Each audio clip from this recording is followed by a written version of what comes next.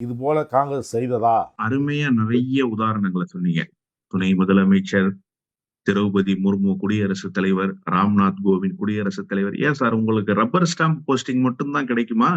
அம்பேத்கரினுடைய கொள்கை கோட்பாடுகளை மதிப்பதற்கு உச்ச நீதிமன்றத்தினுடைய நீதிபதிகளில் எத்தனை நீதிபதிகள் பழங்குடியினர், எத்தனை நீதிபதிகள் தாழ்த்தப்பட்ட சமூகத்தை சேர்ந்தவர்கள், தலைமை நீதிபதி உட்பட எந்த சமூகத்தை சேர்ந்தவர்கள் அந்த இடத்துக்கு வருகிறார்கள், அரசினுடைய துறைகளில் செயலாளர்களாக இருக்கக்கூடிய எத்தனை செயலாளர்கள் ஒடுக்கப்பட்ட சமூகத்தை சேர்ந்தவர்கள், எத்தனை செயலாளர்கள் தாழ்த்தப்பட்ட சமூகத்தை சேர்ந்தவர்கள். 11 ஆண்டு கால ஆட்சியை நோக்கி நகர்ந்து கொண்டிருக்கிறது இந்த பாரதிய ஜனதா கட்சியினுடைய அரசு.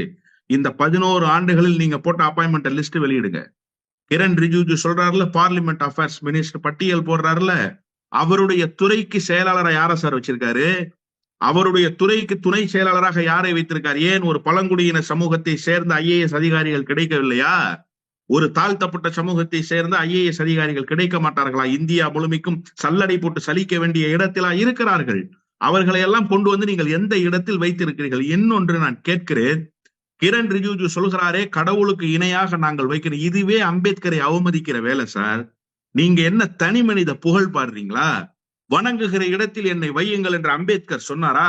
தமிழ்நாட்டில் பெரியாரை நாங்கள் கடவுளுக்கு பக்கத்தில் வைத்திருக்கிறோம், கடவுளாக வணங்குகிறோம் என்று சொன்னால் பெரியாரினுடைய கொள்கை கோட்பாட்டுக்கு எவ்வளவு பெரிய ஆபத்து வந்திருக்கிறது என்று நாம் பொருள் கொள்ள வேண்டும் என்று சொன்னால், அத்தகைய ஆபத்து இன்றைக்கு அம்பேத்கரினுடைய கோட்பாட்டுக்கு, அம்பேத்கரியத்துக்கு வந்திருக்கிறது. அம்பேத்கர் அப்படியா சொன்னார்? இந்த மதமே வேணாண்டா, இந்த மதத்திலிருந்து நான் வெளியில போறேன்டான்னு சொல்லிட்டு போனார். ஏன் வேண்டாம் என்று சொன்னார்? இந்த வழிபாடுகள் ஏற்றத்தாழ்வுகள் மிகுந்தவையாக இருக்கிறது.